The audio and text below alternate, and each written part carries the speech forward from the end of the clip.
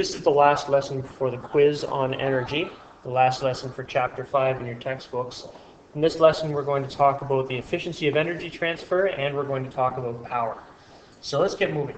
When we talked earlier about conservation of energy, we talked about how when you throw an object, it can change from having kinetic energy to gravitational potential energy. If you throw it straight up, it'll lose kinetic energy and gain GPE.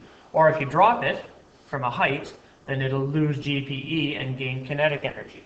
There are all sorts of ways that energy can transfer, change forms, but the laws of thermodynamics tell us that there's always a little bit of energy lost to the surroundings. So you might have something going from kinetic energy to gravitational potential energy, for example, that ball being thrown up into the air, but the ball is going to experience some air resistance on the way. So not all of the kinetic energy gets turned into gravitational potential energy. Some of it gets pushed into the air around it, so the air gains kinetic energy, the air molecules, and therefore temperature. So you actually lose some energy to, for example, heat. So when we're calculating, when we're doing questions or doing calculations with energy, what we find is this value here, if we're going in this direction, this value here is actually going to be less than, sorry, wrong way around, it's going to be less than the initial value. And we can work out what percentage of the initial value actually gets used the way we want it to and doesn't get lost. And that is our efficiency of energy transfer. So the way we talk about that, the formula we use is the percent efficiency. And I didn't make this box big enough, so lesson learned. Is the energy you receive, or the energy out of the transfer, so that would be the GPE in this case, divided by the energy in, so that's the energy you put in, or the initial kinetic energy. And of course, to make it a percentage, this just gives you a fraction. So if the energy out is, say, 8, and the energy in was 10, then it's 8 over 10. We multiply that by 100 to make it a percentage. So this calculation, and of course it can be rearranged several ways. You've got 3 values in here, plus a constant.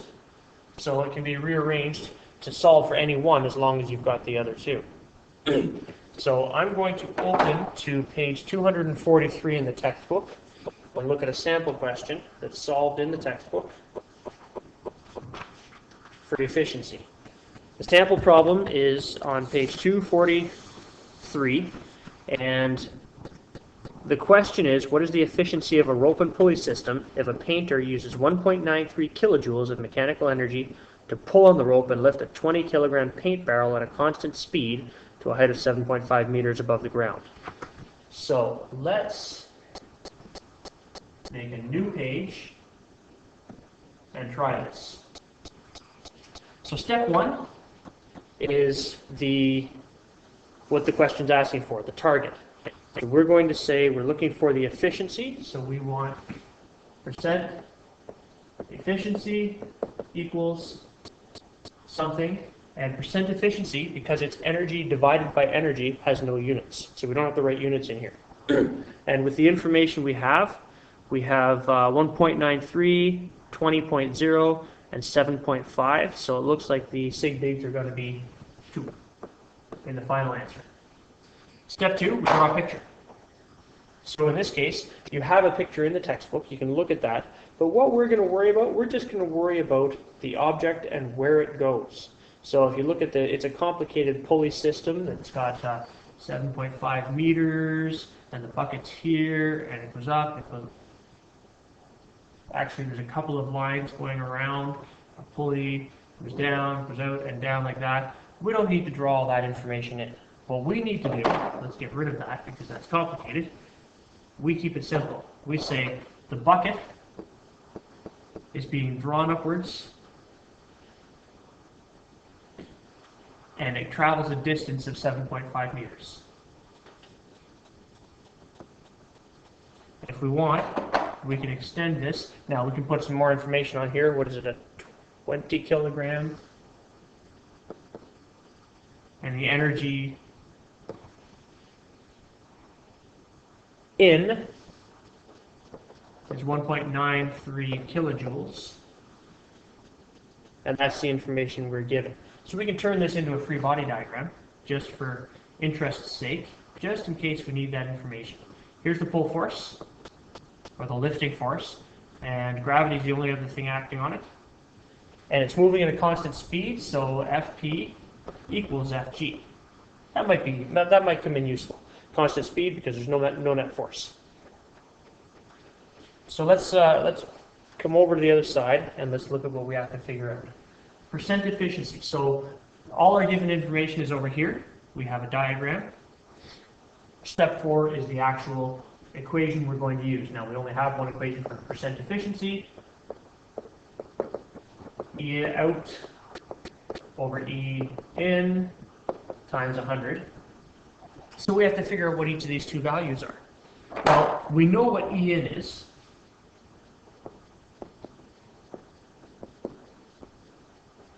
(1.93 kilojoules, or 1.93 times 10 to the 3 joules. So we've got to figure out E out. So let's do that.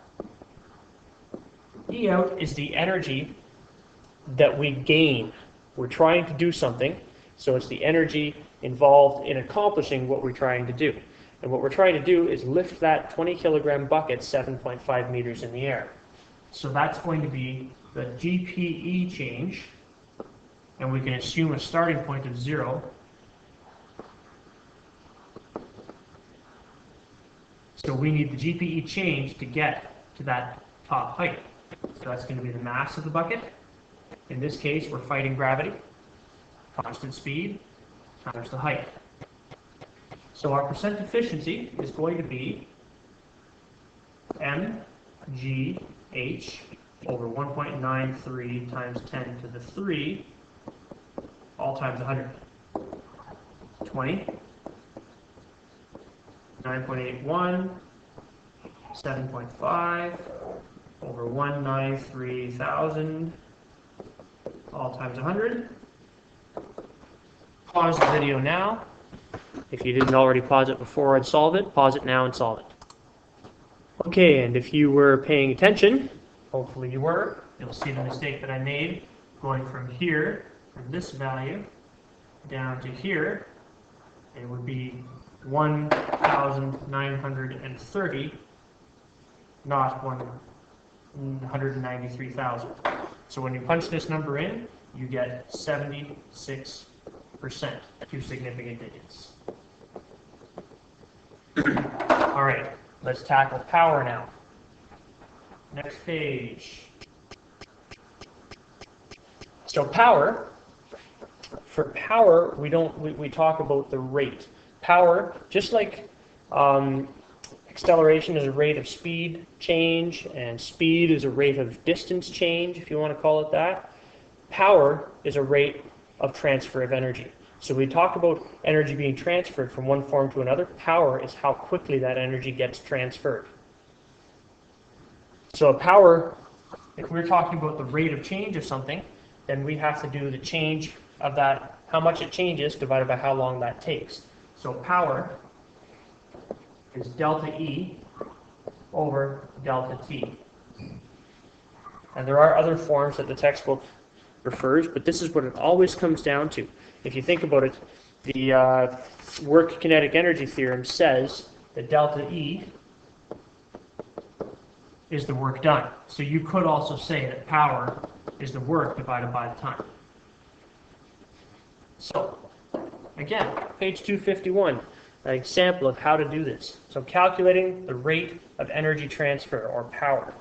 And sample 2 on page 251, 64 kilogram student climbs from the ground floor to the second floor of his school in 5.5 seconds. The floor is 3.7 meters above the ground floor.